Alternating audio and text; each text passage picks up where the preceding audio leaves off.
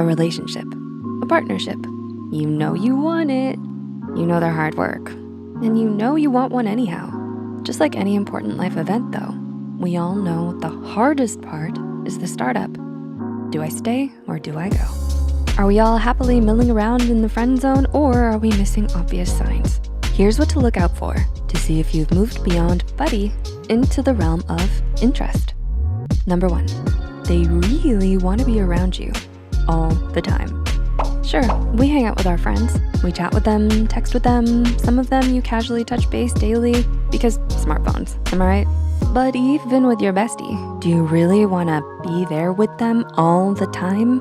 Probably not.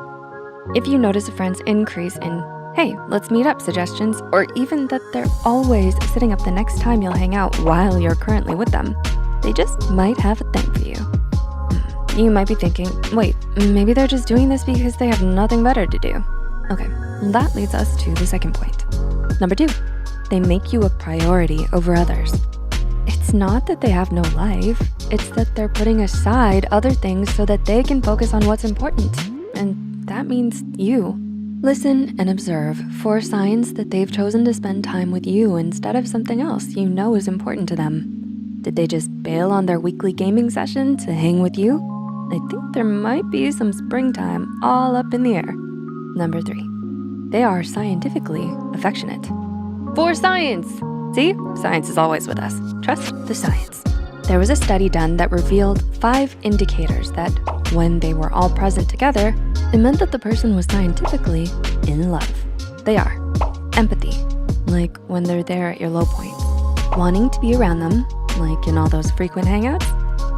Sharing their feelings, time, even their fries. Sacrifice. Gaming session? What gaming session? They chose you instead. Joy. This should be obvious, but they're significantly, visibly happy being around you. Wow, so there is a love potion, number 9. It's just not necessarily made in a lab. There's been a huge decline in mental health around the world, which is why we're so committed to creating more content than we ever have. Thanks for being a part of our journey. Number 4, they be touchy-feely. And we don't mean this in a creepy way.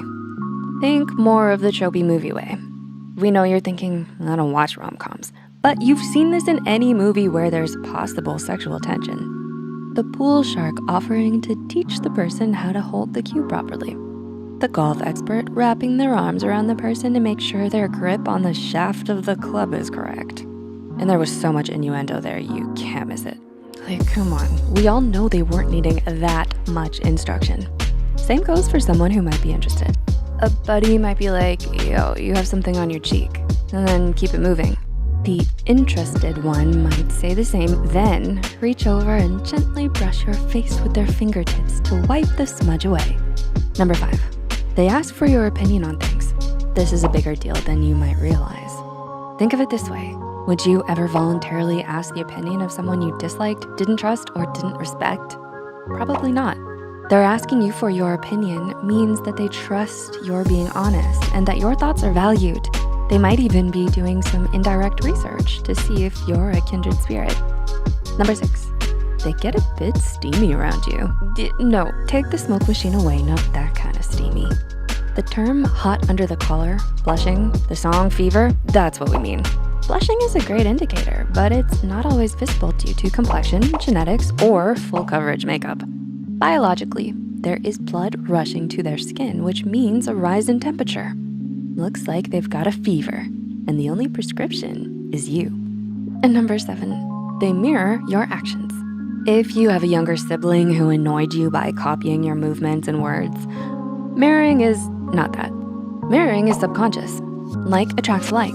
It's when you're walking with that someone and you notice you're walking in step with each other. Or you cross your arms while talking and notice, they now have their arms crossed too. That's their brain subconsciously prodding them to, in an odd way, physically empathize with you because they like you and they very likely aren't aware of it. Did anyone come to mind when you heard these points?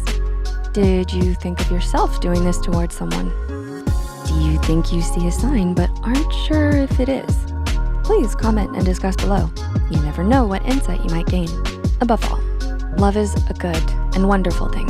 So even if it's not showing up here and now, keep these signs in mind for the future and carry on.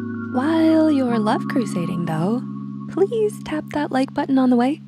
Thanks for watching, and we'll see you soon.